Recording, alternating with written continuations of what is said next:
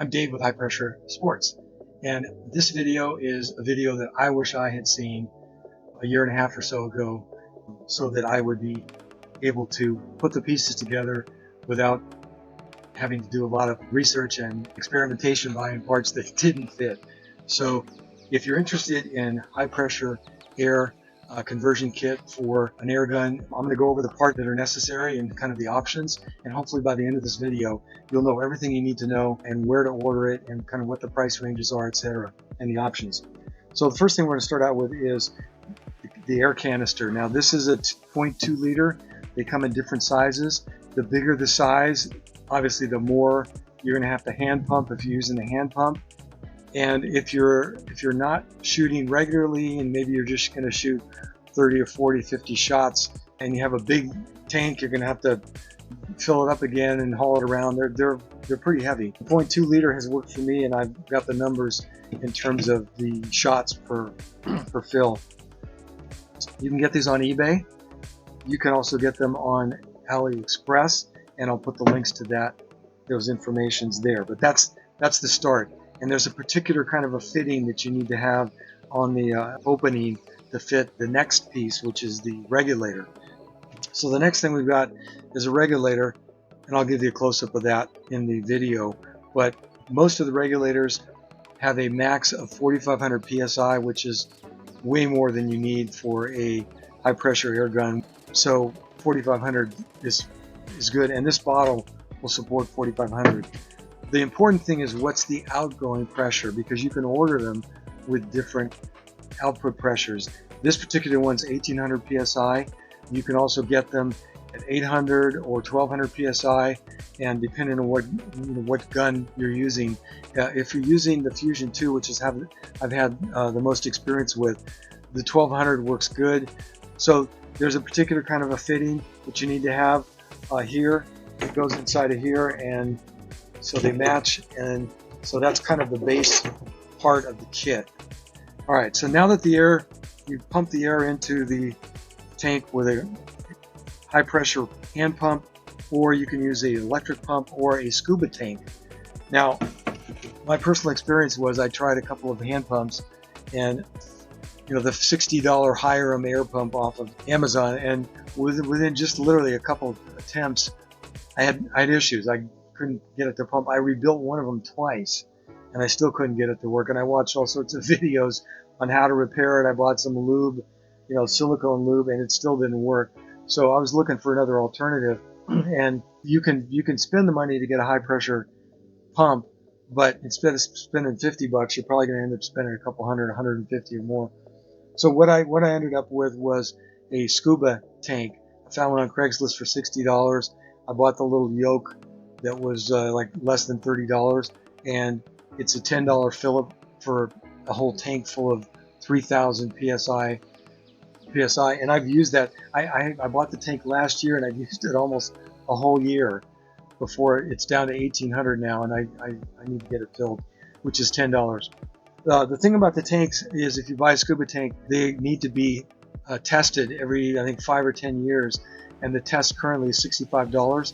You have to send it away, and they test it in a tank to make sure it can withstand it.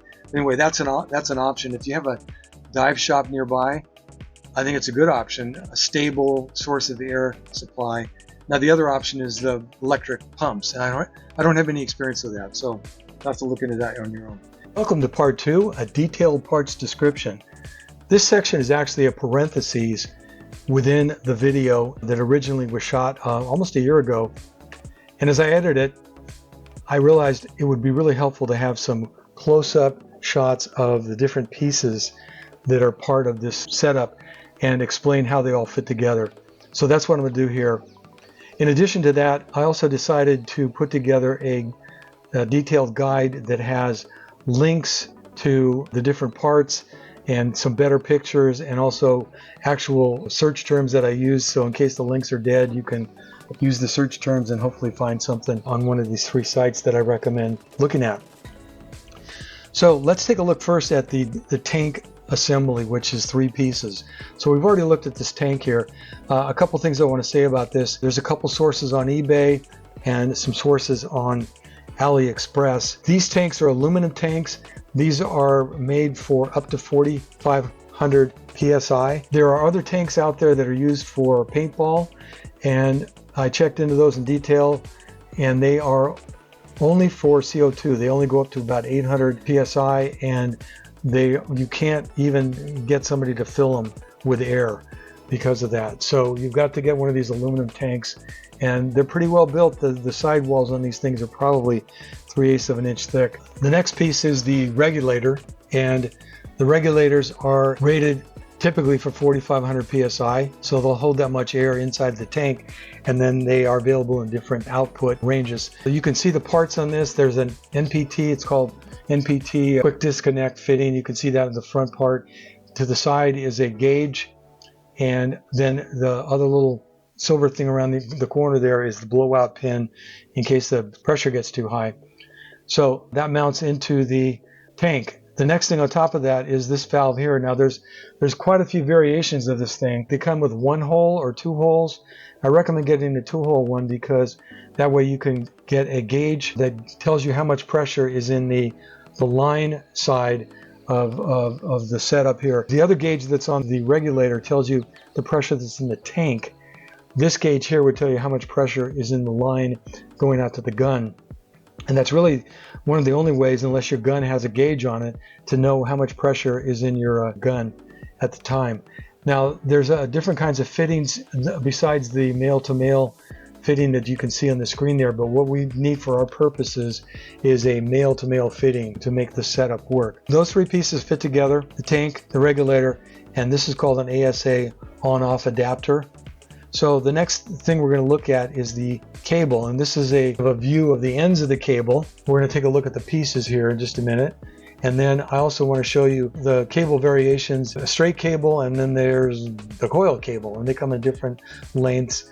And probably the best place to get this is on AliExpress. You can see at the end of the cable, you want to get one with a 1/8 NPT. They come in different configurations, different kinds of threads on the end. Make sure that you get the 1/8 NPT connectors, the male connectors on both ends of the cable if you're going to do that. Going back to this picture here, let's start with the red part. So that is a quick disconnect slide check valve, and you can see that it has a quick disconnect female on one side, and then there's threads on the other end that thread onto the cable. So that's why you need to have a 1/8 NPT cable so that this thing will fit onto it. The quick disconnect will go and connect onto the male fitting that's on the ASA on-off adapter. So when we go to the other end of the cable, we need to have a female to female quick disconnect on that end of the cable, and then attaching to that is the parts that go into the gun. So just to review the cable, the pieces that are part of the cable assembly are the quick disconnect slide check valve on one end, and then connects to the cable, and at the other end you've got a female to female quick disconnect.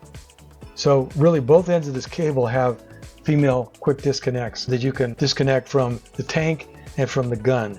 Now the piece that goes into the gun, let's take a look at what you're replacing here. This is the tube that is actually in the gun with the 2 CO2 cartridges. So the piece that replaces that has the same threads, and this is what it looks like here. And these parts are pretty easy to find. I've seen them on all 3 sites.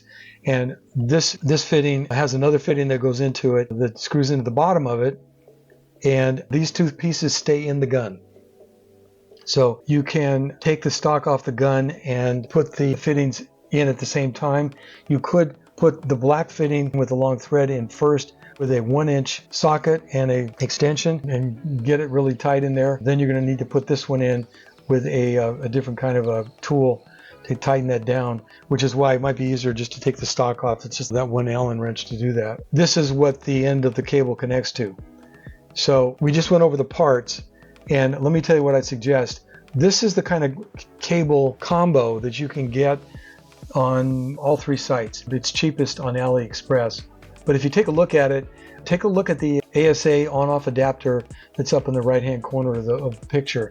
Now you can see that's not a quick disconnect that's on there. It's a threaded into the housing situation. If you buy this setup, you need to get the two pieces that will enable you to disconnect the cable from that on-off adapter that's attached to the tank. And what you need on the cable side, female to female, and on the ASA adapter side, you need a male to male. And if you just get those two extra parts, you would save money buying this setup here and then removing the cable from the ASA adapter and replacing those two little 1/8 NPT parts on there, and you're probably going to be way dollars ahead on that. So this is what the final setup looks like. And when you attach the cable to the gun, there's a little collar that's on the female to female connector on the end of it, and you can slide that back with your finger, or sometimes they just use a screwdriver to just kind of move it back and stick the cable in to attach to that nipple that's on the piece that's inside of the stock of the gun. So that kind of wraps up this section. The rest of the video is going over a review of these things to show how the pieces go together visually. And then I suggest you download the complete guide, because it's got all the details with how to find this stuff, and you can see what the prices are and all that kind of thing. All right, so we got the regulator on here. Now the next thing to go from here is you have to let the air out of here. So the air's inside here. You can see what the pressure is. And so there's a couple different ways to take it from here. This is a simple valve. It's an on-off valve. It's a pin valve, and the pin, as you screw it in, it pushes down on the pin that's on the top of the regulator, opens up the airway, and the air comes out. This does not have any regulation. Whatever you have the regulator set at with 1200, 1800, whatever that you have, it's going to come out at that pressure. Hose goes in here on this side, so that's one option that goes on top of here. The other option is a adjustable valve. This valve here has a gauge on it, and it's got a brass turn here, and you can regulate with this valve what's coming out of the regulator here. So like with the 1200 or 1800 psi regulator here, the pressure is coming out at 1800, which is a little high for a gun like a Fusion 2, which, 12 to 1500 is probably safe, but the 1800 is the jump from 12. So I thought, well, I've got the adjustable one here. Let me just get an 1800 psi regulator, then I can regulate it with this. So this is an option that goes on top of this. Now usually, if you have just a turn knob on the top, this connects to the hose, and the hose options are a coiled option like this, or the straight option. The coiled options is just a little bit more, a couple more bucks. Then what you need, this one's set up with a Foster fitting on the end, one end, and then this little valve here is what goes into the part that goes into the gun. I'll put the specs to this in there, but this looks a lot like the end of the 88 gram CO2 cartridge. It's got the same thread, so you have to have something that matches for the gun. So then if this goes in the gun, then the next thing is this fitting here that plugs in here, so that you can plug in the Foster fitting on this end. Great. So we've got those two fittings that you need to have. Those go in the gun. Then once you pressurize this line and everything, and then you when you're done with the shoot, you turn off, either this valve here or you turn down this valve here. The situation is you've shut off the flow from the tank, but there's still air in the line. So you need what's called a check valve, and this thing here is a slide check valve, and it goes on the end of the hose, so that when you get done, you just slide it, and the air comes out, and you're good to go. You don't have to degas the whole gun. So this is the part that goes on the top of this valve, like this. Okay, so that's the whole rig with the adjustable. Now, if you don't have an adjustable regulator valve here, then what you would have would be this valve on top here, and it would have a Foster fitting on the end that you would just plug the slide check valve into, like that. So that's how that rig would be. So those are the options. As far as getting this stuff, the best place is to get it on eBay, or if you want to wait a little while, like 2 or 3 weeks, you can get it on AliExpress. It may be a little bit cheaper there. That's it. If you have any questions, leave something in the comments and I'll respond and hopefully help you if you're interested in a high pressure kit like this. Avoid spending extra money on pieces that you don't need, like I had done. Let me show you one more thing as a little bonus here. Umarex sells these 88-gram CO2 cartridges that work in the gun instead of the 2 CO2 cartridges. And you can either plug this thing directly into the gun where the regular tube goes, or you can get the fitting that's made by Umarex to go into the gun instead. What this has is it's got a pressure pin on it. It looks similar to this one here, but this one here, there's no pin inside. It's just straight through air. Like if you look in it and blow through it, the air comes out. This one here does not have that. This one here has a pin, and as you screw it into the gun, the pin gets depressed and releases the air out of the CO2. Now, the benefit for the shooter is they can take this out of the gun and there's still CO2 left in here.